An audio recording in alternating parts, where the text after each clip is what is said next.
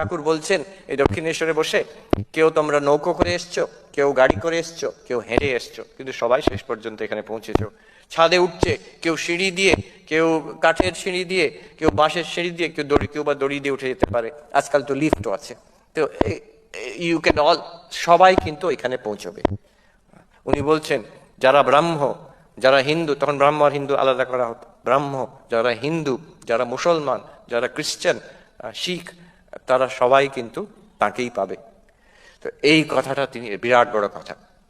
আচ্ছা, এখানে প্রশ্ন করবে এতগুলো ধর্ম, তাহলে কি সবগুলোকে পালন করতে হবে, ঠাকুরের মতন হতে হবে? না, ঠাকুর নেক্সট বলছেন ইষ্টনিষ্ঠা।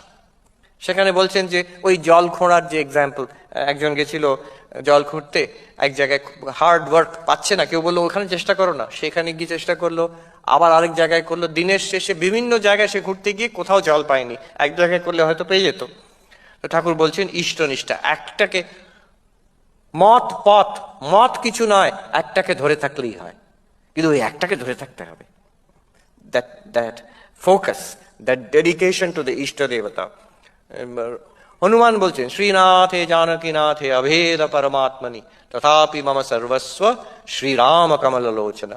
হনুমান বলছেন শ্রীনাথ বিষ্ণু, জানকীনাথ রামচন্দ্র, তারা অভেদ পরমাত্মা, এক সচ্চিদানন্দ। আমি জানি, আমাকে শেখাতে হবে না, আমি হনুমান পরম জ্ঞানী, কিন্তু তাও আমি বলছি আমার সর্বস্ব হচ্ছেন এই কমললোচন রামচন্দ্র।